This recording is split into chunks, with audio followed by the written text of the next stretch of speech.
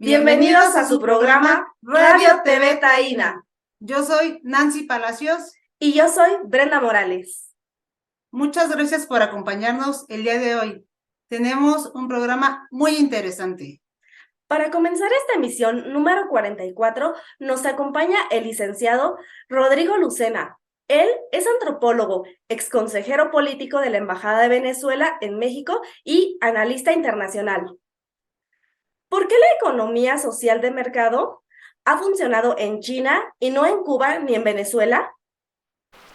A la audiencia de Radio TV Taína le extiendo un saludo bolivariano y paso a recordarles que el combatiente internacionalista y revolucionario venezolano Ilit Ramírez Sánchez cumplirá este año 29 años como secuestrado político en cárceles de Francia. Por otro lado, en este mes de marzo se conmemora el 10º aniversario del fallecimiento del compañero presidente Rafael Hugo Chávez Fría. También les informo sobre el fallecimiento del revolucionario mexicano José Luis Alonso Vargas, mejor conocido como Chelis. Honor y gloria a su memoria. Además, les informamos que nos acabamos de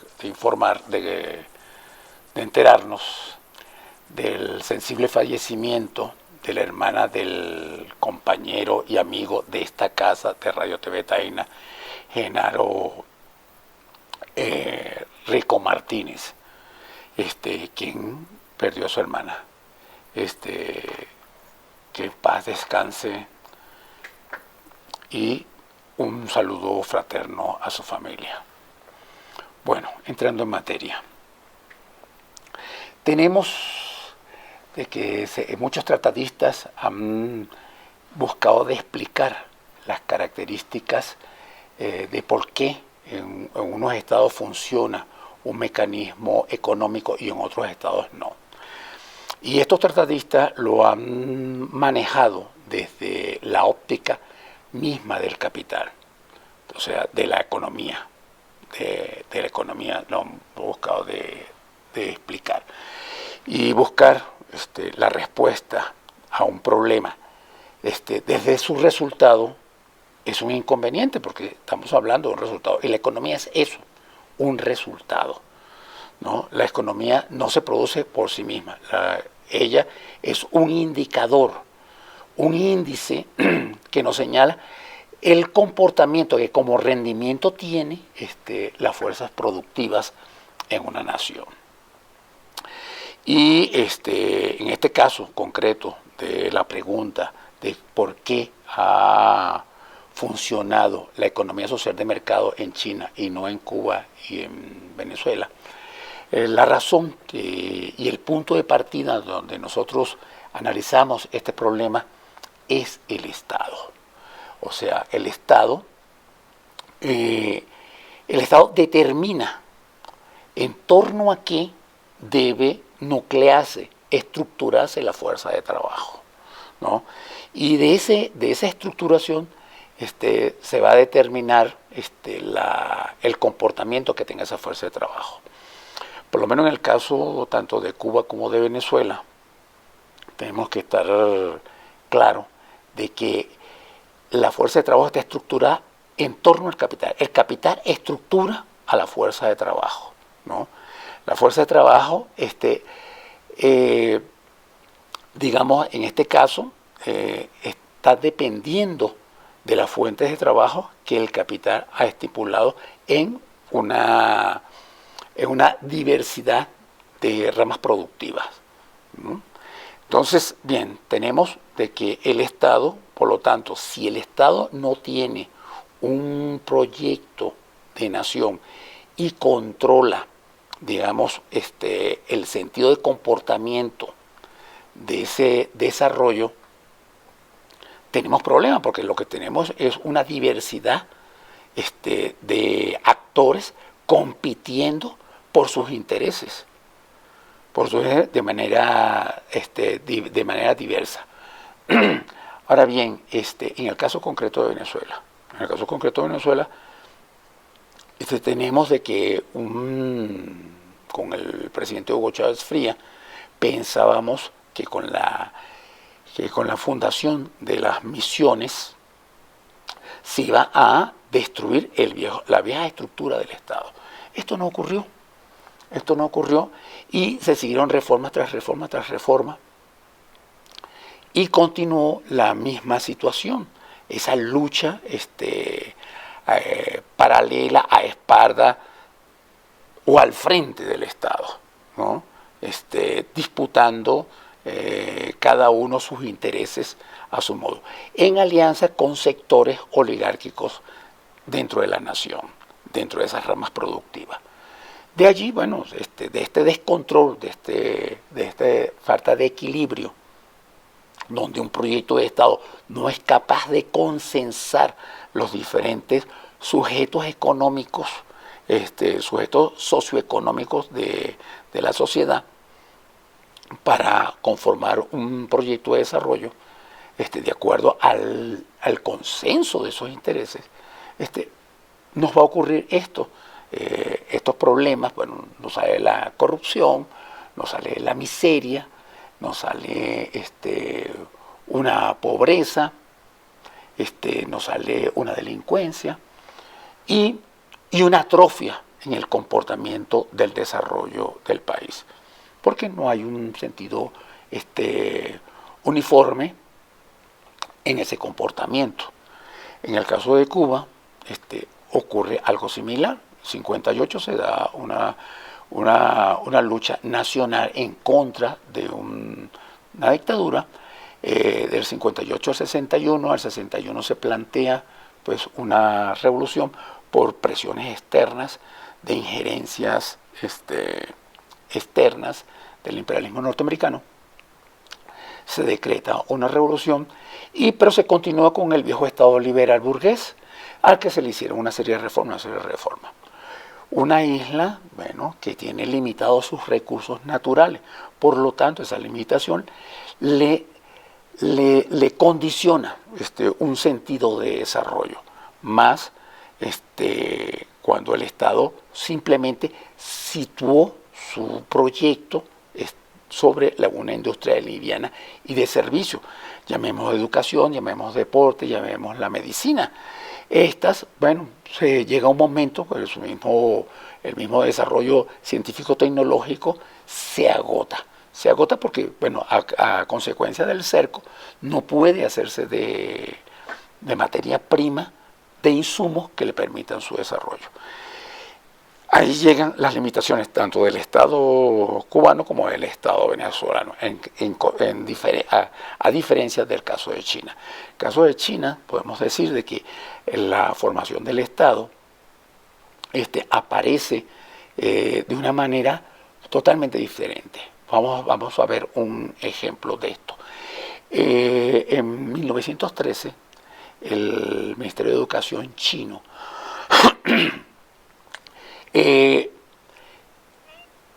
llevó adelante un proyecto para unificar las lenguas que hablantes de 56 etnias, que dicho sea de paso, estamos hablando de 56 etnias, pero las lenguas que se hablaban eran mucho mayor. Entonces, el Ministerio de Educación hizo un proyecto, unificó las lenguas, salió el mandarín, tiene un nombre que significa lengua única.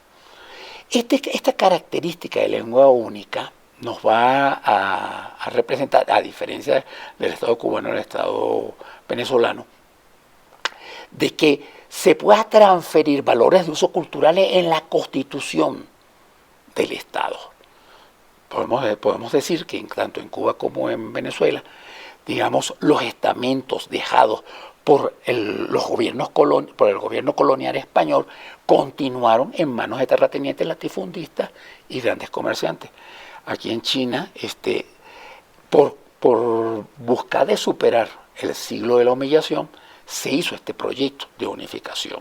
Entonces tenemos de que las transnacionales, monopolios, oligopolios, que quieran participar en China, tienen que negociar directamente con el Estado. Y ese contenido sociocultural que tiene el Estado de la sociedad impide de que haya una transferencia directa de esos capitales hacia el seno del pueblo. Por lo tanto, esos capitales no pueden construir esas aldeas con comportamiento supranacional que sabotean, que se resisten y que generan conflictos de orden socioeconómico y sociopolítico al interior de las naciones. Pues, como tenemos un tiempo limitado, yo espero haberles podido ayudar o esclarecer un poco al respecto, y hasta aquí dejaría mi ponencia. Les recuerdo que Chávez y Filiberto y Bolívar viven, la lucha por América y Puerto Rico sigue. Hasta pronto. Agradecemos al antropólogo Rodrigo Lucena. Gracias a todos los que nos escuchan. Y a todos los que nos ven. Doy la bienvenida a Raúl Jiménez Lescas. Él es doctor en Historia, egresado de la Universidad Nicolaita de Michoacán. Es director del Instituto Nacional de Formación Política y Sindical. Actualmente está realizando un estudio sobre el prócer boricua, el general Antonio Valero de Bernabé. ¿Cuál es la trayectoria y perspectivas del sindicalismo en México? Esta invitación a platicarles el origen del movimiento obrero mexicano. Vamos a hablar dos etapas importantes de esta historia del movimiento obrero mexicano, que es la primera etapa que hemos llamado el mutualismo.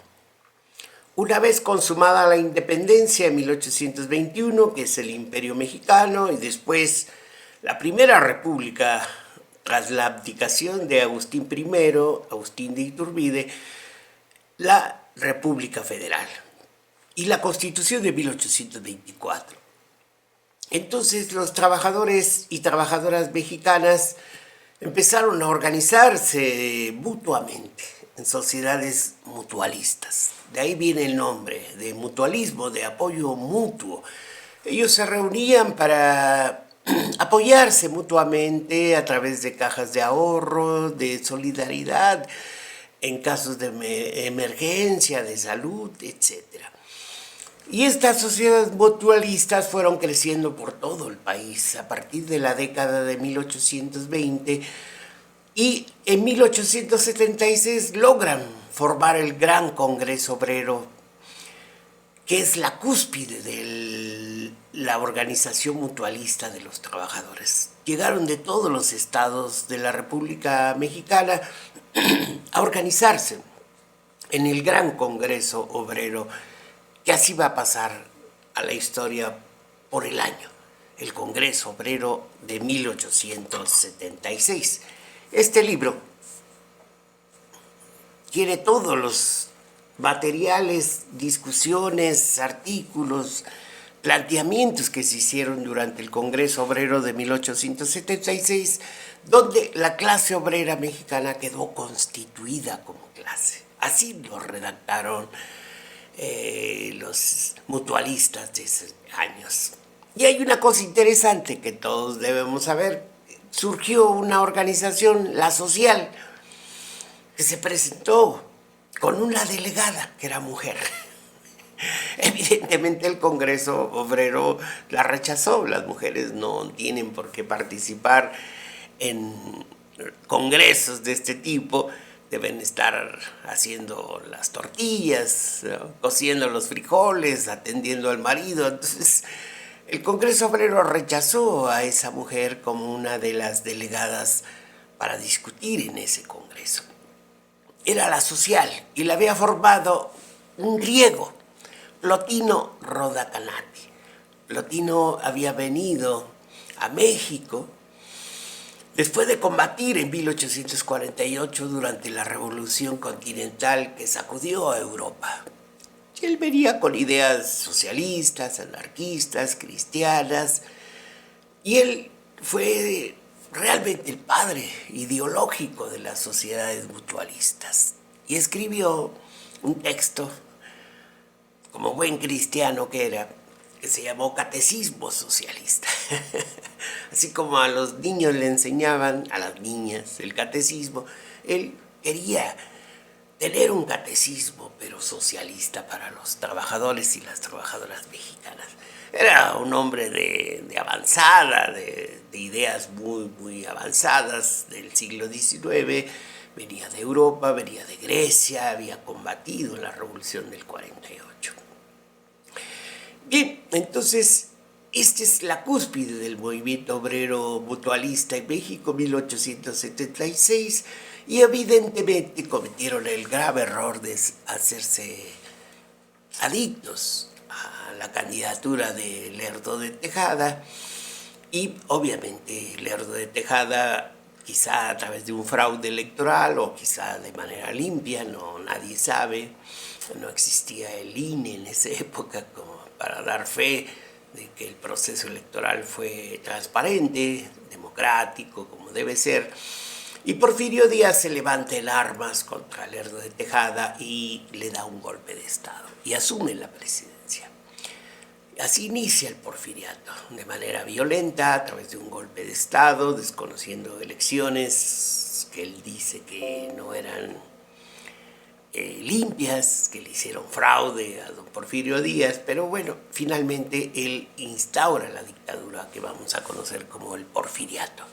Y obviamente pues disuelve el Congreso Obrero de 1876 por haber apoyado a Lerdo de Tejada.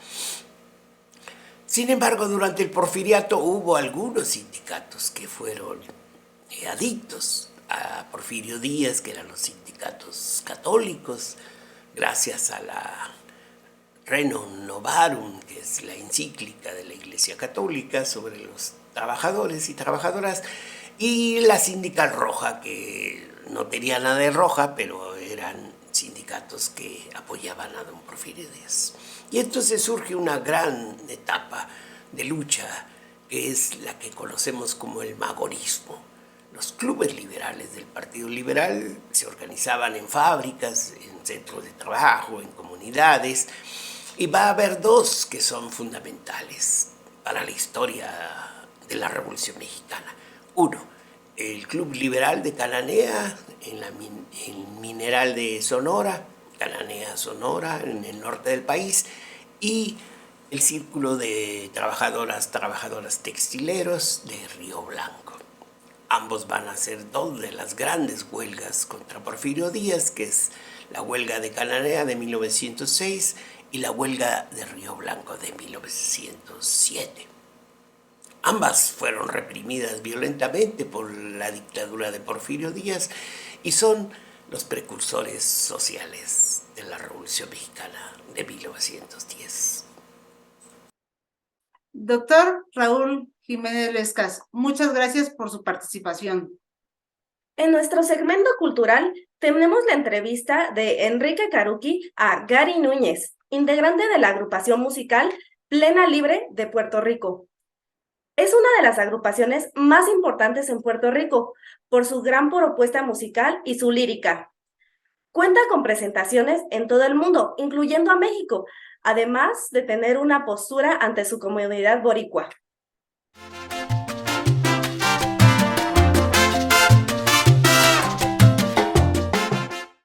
Amigos de Radio TV Taína, hoy es muy placentero para mí informar de a quién vamos a tener, a un gran amigo, a Gary Núñez, nada más y nada menos que de Plena Libre.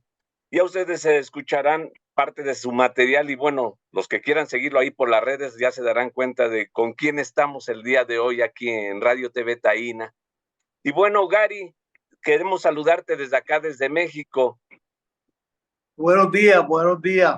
Y gracias por la invitación. Estamos agradecidos de que pensaran en nosotros para poder charlar un rato entre nosotros y para el beneficio de toda la audiencia que tiene el programa. Muchas gracias por la invitación.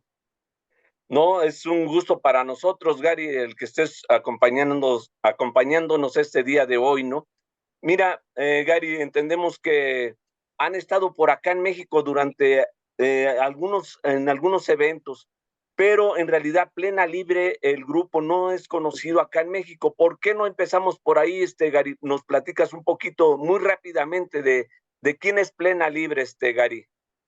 Bueno, con respecto a México, nosotros estuvimos en Cancún en una ocasión y estuvimos en Monterrey, donde grabamos uno de los CD de Plena Libre, que se llama Plena Salsero. Es el único CD de Plena Libre en vivo y lo hicimos en el estadio de Monterrey durante el Festival de la UNESCO. Plena Libre nace en el 94 y nace de la inquietud que yo tenía y que tengo de que Puerto Rico ha exportado mucho talento en todas las áreas de la música y de las artes, pero nuestra música en particular, la música autóctona puertorriqueña, los ritmos que son nuestros culturalmente hablando, tienen muy poca difusión a nivel mundial. A mí no me extraña lo que me estás diciendo de México, eh, porque es un fenómeno mundial. O sea, la música nuestra, los intérpretes nuestros, para poder caminar y poder sobresalir, han tenido que recurrir a interpretar música de otros países. No hay una industria sólida. Y cuento algo corto, yo decidí que para remediar eso, porque yo soy un puertorriqueño muy orgulloso de lo que soy, pues quería compartir nuestra música autóctona puertorriqueña fuera de Puerto Rico con el resto del mundo. Entonces yo fundé este grupo pensando que la plena en particular era el ritmo que nos iba a poder permitir empezar a transmitir esa música entrando con cierta suavidad en los mercados por el tipo de música que es bien alegre, bien bailable, ese tipo de cosas. Ahí yo fundo Plena Libre en el 94 con esa idea en mente y con la idea de que lo voy a probar y si funciona bien y si no, pues hago otra cosa. Pues yo estaba en una transición del grupo que yo tenía antes. Y entonces, pero la cosa fue que en menos de un año ya habíamos grabado y pegado temas en la radio, siendo producción independiente, porque no teníamos un sello disquero, sino que lo hicimos nosotros mismos, tú sabes. Y Gary, ahí el resto de la historia. Muy bien, Gary. Oye, Gary, algo que nos intriga es que nos informes de por qué Plena Libre, Gary. Bueno, Plena Libre porque nosotros el enfoque, hay dos formas de bregar con el folclore. Una es tú mantienes la raíz pura, entre comillas, ¿no? De cómo se interpretaban esos ritmos originalmente. Y la otra vertiente del folclore es el que tú coges ese folclore y lo transformas. Esto no es un proceso, o sea, Plena Libre pertenece a esa segunda interpretación de cómo trabajar con el folclore. Se prestaba más para mi persona, que he sido afortunado de experimentar en un montón de géneros musicales. Esa era la idea. Nosotros queríamos renovar eso con sonidos que fueran modernos, contemporáneos, las letras fueran contemporáneas, la presentación en sí. Nosotros, por ejemplo, para darte un detalle bien simple, los grupos folclóricos en Puerto Rico, como en todos los países, se visten de una forma muy particular, porque es la forma que representa el folclore, ¿no? Nosotros decidimos acabar con eso, empezamos a usar ropa moderna, ¿no? Y presentar el grupo como un grupo de juventud moderno para abrir ese camino, no solamente con la generación que ya conocía el género, sino las generaciones nuevas que no estaban expuestos a eso. Así que cambiamos toda la imagen, cambiamos todo el proceso musical y empezamos, yo empecé a integrar ideas de otros géneros musicales que yo pensaba que pienso que cuadran muy bien con la plena puertorriqueña. Así que en términos de libre era que había una libertad totalmente para renovar el concepto siempre y cuando mantuviéramos la raíz clara de qué es lo que estábamos haciendo. En términos de qué es música de plena. Debo decirte que eso es un fenómeno o sea, no es de Plena Libre. La gente piensa que la música clásica, por ejemplo, es una música así muy filúrgica, de sinfónica, tú sabes. Y lo que la gente conoce como música clásica, en parte, la mayoría es una música desarrollada sobre el folclore de los países donde se da. Claro. Entonces, la ópera en Puerto Rico, pues es una cosa así firulística, como dice la gente, o sea, fina, ¿sabes? Pero en realidad su origen es en Italia y en Alemania eran las canciones que cantaba la gente en la calle. O sea, tú te encuentras a alguien encuentras a alguien en la calle y te canta el Fígaro. O sea, porque Sí, para ellos es su folclore, ¿no? Ese es su folclore. Gary, en eso creo que coincidimos, ¿no? Coincidimos. Créeme que también acá, por ejemplo, en México, se utilizan las raíces hoy en día y se le trata de dar una nueva cara a lo Ajá. que, entre comillas, se conoce como el folclore, la música tradicional, etcétera, como se le quiera conocer. Pero, ¿qué te parece si escuchamos algo de su material para que la gente se vaya dando idea de lo ¿Cómo de no? lo que estamos hablando? La música es mejor escucharla que explicarla. Platicarla mejor que platicarla. Ok, vamos, lo Sí, dejo sí. con un tema de Plena Libre. Ok.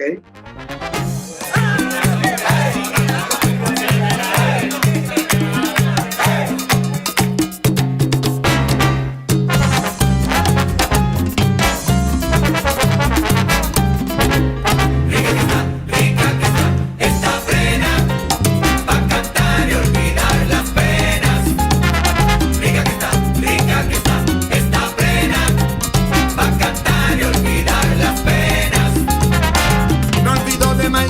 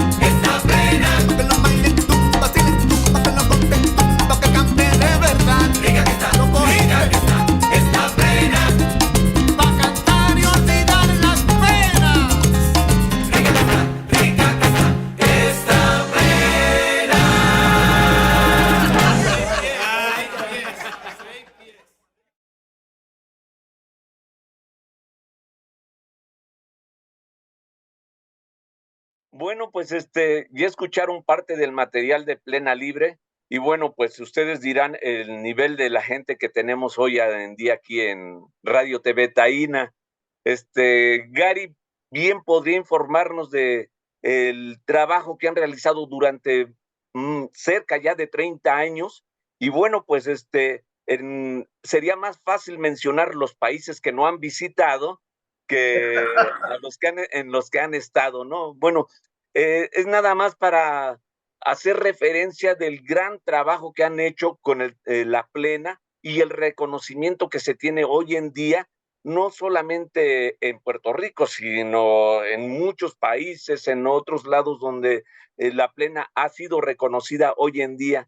Y bueno, pues a Gary solamente le queremos pedir que nos agregue un poquito, Gary, de qué hay de proyectos, a dónde va caminando Plena Libre, Gary.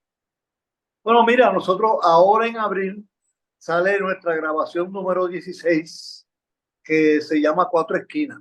Es una alusión al barrio, a un punto que había, a un sitio de reunión que había en el barrio donde yo me crié, que se llamaba Cuatro Esquinas. Y entonces es como un relato de personajes que estaban ahí en ese punto. Ese es el grupo, el disco número 16, quedó bien bueno. Uno siempre tiene favoritos, así que yo te diría que entre los primeros tres, va a caer ahí cuando salga, de los favoritos míos, porque quedó maravilloso. Y tiene 12 temas, incorpora 12 temas, debe estar saliendo como en abril. Sobre los países que me pregunta, pues nosotros hemos viajado básicamente Europa, África, Asia, América Latina, hemos hecho muy poco. Yo te diría que México, que estuvimos 2 veces, y ese es uno de los sueños míos, entrar en el mercado de América Latina, porque sería el mercado natural. Pero el respaldo de las compañías no se ha dado para el género nuestro, y eso es lo que ha limitado un poco la penetración nuestra en esos mercados. Pero nunca perdemos la esperanza de volver a México y visitar Colombia y Panamá, porque esos son los nuestros.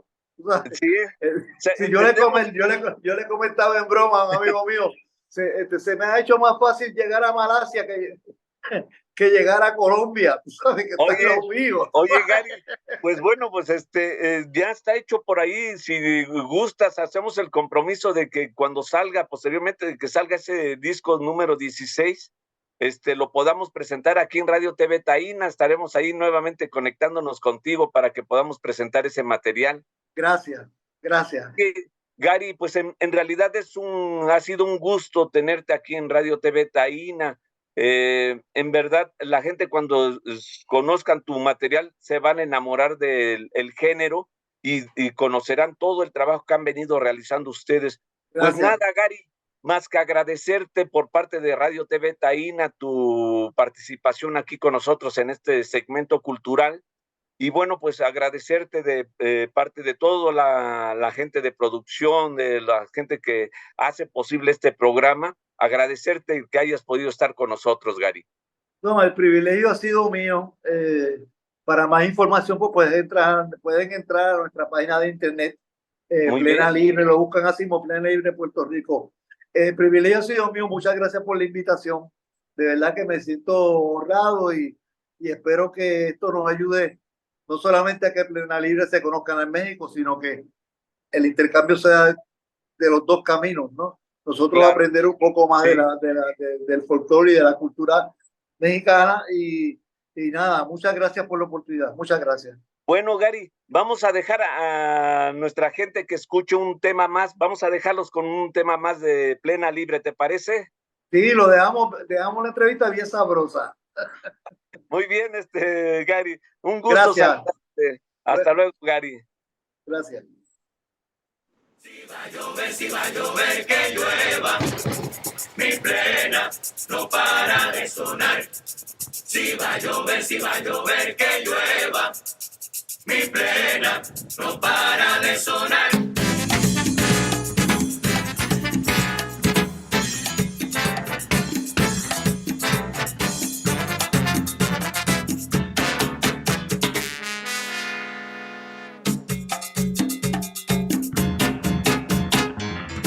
Si va a llover,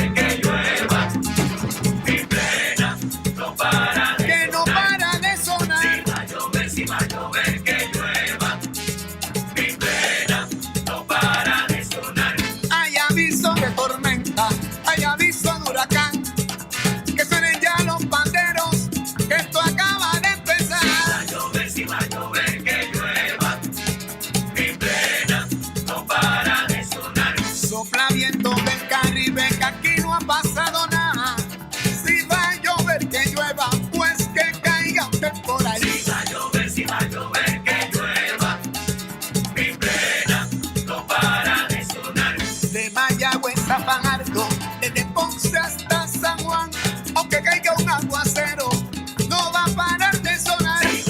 Si va a llover, que llueva. Mi plena no para de sonar. La bailan en Nueva York, Filadelfia y Maryland, la gozan allá en Chicago y en la Florida Central.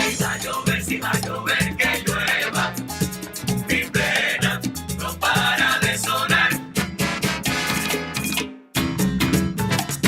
Oye, Gary, te lo dije que si va a llover, que llueva. ¿Cómo?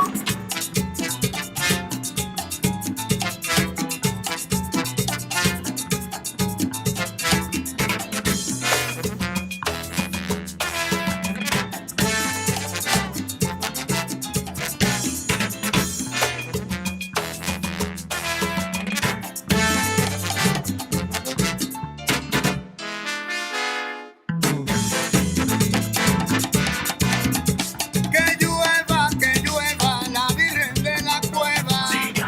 Si va a llover, que llueva. Y los pajaritos cantan, ya la nube se levanta. Si va a llover, que llueva. Si hay aviso de tormenta, por ahí viene un temporal. Si va a llover, que llueva. Que la historia ya se escribe y yo llegué con plena libre y esto acaba de empezar. Y ya tú verás No para, que no para de sonar. no para de Que no para, que no para, que no para, que no para, no. para de Seguro que venga la tierra va a temblar. para de Y si va a llover, que llueva. para de Con plena libre yo he formado un huracán. Categoría 7. Maradona, sí. Mire, va. Maradona, sí. Mire, va. Maradona, sí.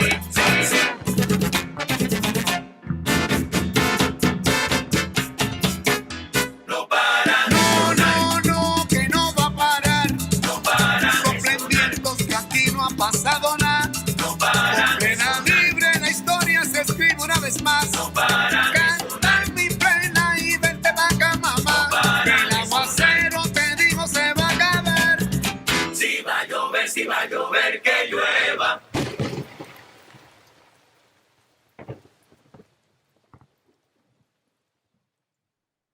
Muy interesante la entrevista de nuestro compañero Enrique Caruqui a Gary Núñez, integrante de Plena Libre. Visítenos en Facebook y YouTube como Radio TV Taína. No olviden seguirnos y activen la campanita de notificaciones si es que aún no la tienen activada. Compartan también con su familia y amigos. Nos acompaña el licenciado Jesús Antonio, 3 veces diputado federal y actual secretario general del Partido Popular Socialista. ¿Cuál es la lucha de la CETAL contra el nazifascismo? Al término en plena lucha contra el fascismo en la Segunda Guerra Mundial y después de organizar a la Confederación de Trabajadores de México, que fue factor fundamental de apoyo para la expropiación petrolera, Vicente Lombardo Toledano, fundador de esta central, que era la central más importante de trabajadores organizados, se dio a la tarea de organizar la CETAL, la Confederación de Trabajadores de América Latina, consciente de que además de luchar por las prestaciones laborales, había que luchar para detener, para derrotar al fascismo y hacer frente a la propaganda de difusión intensa que quería convencer al pueblo, a los trabajadores de toda América Latina, de los beneficios del nazifascismo. Entonces, Lombardo Toledano dijo: si alguien saldría afectado con una eventual victoria del nazifascismo, serían los trabajadores, porque precisamente el nazifascismo es la exageración, es el extremo del capitalismo depredador y explotador de los trabajadores. Entonces, un recorrido por toda América Latina y caribeña, organizando centrales obreras unidas y afiliarlas a la Confederación de Trabajadores de América Latina. En un congreso, Lombardo Toledano fue electo presidente de esta gran central continental. y esa fue la base para que los trabajadores se enteraran, estuvieran siempre atentos de lo que era y significaba el nazifascismo para los trabajadores y se unificaran en su lucha por derrotarlo en todos los planos, en el plano económico, político, ideológico y social, tomando medidas como las que no se cargarían buques de carga con combustible dirigido a Alemania, con la medida de que todos los trabajadores portuarios no descargaran mercancías provenientes de Alemania y otras medidas, de modo tal que la CETAL tuvo ese reto no solamente de luchar por la mejora de las condiciones laborales de los trabajadores, sino de luchar unificadamente en toda América Latina en contra del nazifascismo, que finalmente fue derrotado no solamente por las armas, sino por la organización sindical, la toma de conciencia de los trabajadores organizados de toda América Latina. Ese fue el reto y se cumplió cabalmente el objetivo, la meta de la Confederación de Trabajadores de América Latina, presididos por el dirigente sindical Vicente Lombardo Toledano. ¿Cómo contribuye la CETAL por el fin del colonialismo en la América Latina y Caribeña? Los trabajadores de América Latina, de México, del Caribe, siempre mantuvieron un sentimiento adverso hacia los Estados Unidos. Pero Vicente Lombardo Toledano les explicó que en ese momento el enemigo principal era el nazifascismo y había que derrotar a las potencias del llamado eje, Japón, Italia y Alemania, y que ya después se vería cómo enfrentar al imperialismo norteamericano en la vía de luchar por la independencia plena y la soberanía de nuestros pueblos, como el caso de Puerto Rico, básicamente, que se había sido considerado como un Estado libre asociado de la Unión Americana, cosa que nadie entiende, que no es otra cosa más que tratar con eufemismo el coloniaje aplicado por los Estados Unidos contra Puerto Rico. La CETAL hizo un gran programa, no solamente de reivindicaciones laborales, sino de la lucha por la independencia y la soberanía de todos nuestros países de América Latina y del Caribe.